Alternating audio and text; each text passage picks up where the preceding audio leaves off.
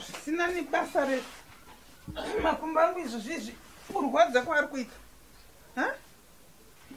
unongondifambisa muchingochemera zvisina nebasa rese ini handidi kufambisirwa mahara kudai ndichineteserwa mahara uruzvinzwa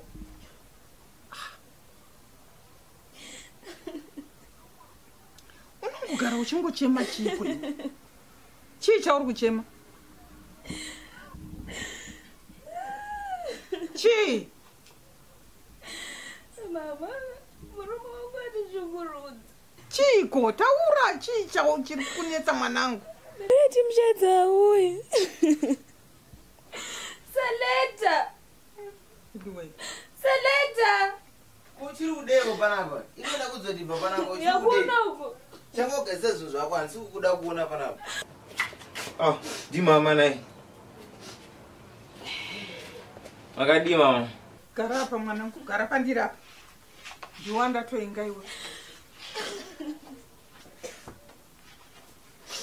makadi mama ndiri pangu mwanangu chiko chii muri kugara muchingochemedzana zvadi mwananya ane nhumbu letwini mama une nhumbu naiwe mama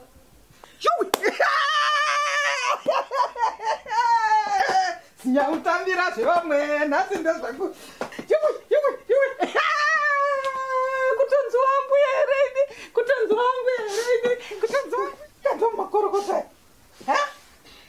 inga zvinofadza izvi nai vanangu zvinomira mushe mama zveizve tanga takabva patakarorana baba tanga takangopuromisana kuti tichaita mwana after 2 years saka aita 2 years aisati dzakwana saka kuti wotobvisa nhumbu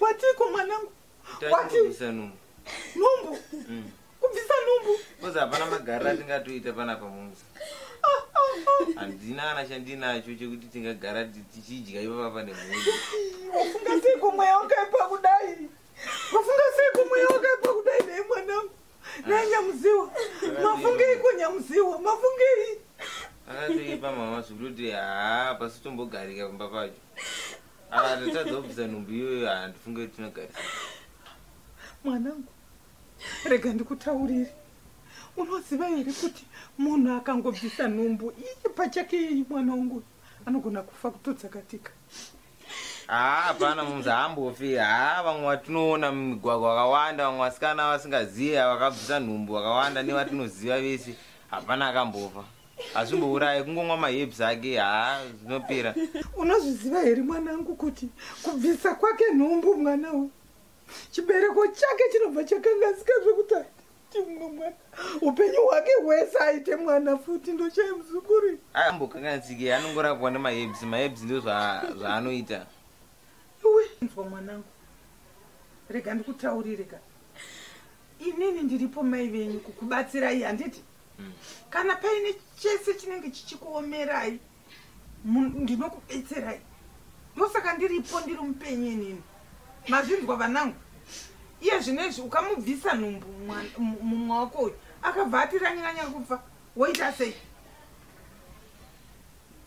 hapana zvatinenge taita mama ko izvozvi izvi nai mwanangu ndingatadze kuchengeta muzukuru wangu ini ndingatadze mumbotadza usafunge mweya wakaipa kudaro mweya wakaipa kudaro mwanangu wazvinzwa ndazvinzwa maita basa mama asafungwa iyoyo mwanangu wazvinzwa ndazinzwisisa mama maita basa mweya iwoyo wakupinda sei mweya wakaipa kudaro aiwa ndatochinja mama matonditsanangura ndatonzwisisa ndatoona kuti zvamukutaura ndizvozvo tatangojaira kunzwa kane vamwe vedu kuti vasikana vavanonga vaite se vanongobvisa nhumbu kana zvavaomera asi ndatonzwisisa mama matondidzidzisa aiwa uyu mukadzi wako wakamuroora ukauya ukabvisa pawinapo tikazvigashira kakuti muri kuda kugara mese saka mapiwa chipo kana mwari hachisiri chekutambisa kamwanangu chipo ichocho handiti uri kunzwisisa mwanangu ndiri kupanzwisisa iwewe unofanirwa kutoziva kutoti ichi chipo vamwe vanhu vari kutotsvaga vana ivo vachivashaya ndapanzwisisa mama maita basa handiti ya ndapanzwisisa. hauchafunga mweya wakaipa kudaroka. Ya sorry mukadzi wangu. Sorry. Kaka hauoni Sorry. kisa muoko kaka Pakanganisika ndorudoka rwatinoda irworwo ya kwete zvekuti iwewe unofunga marara. Aiwa usati zvifunga izvozvo.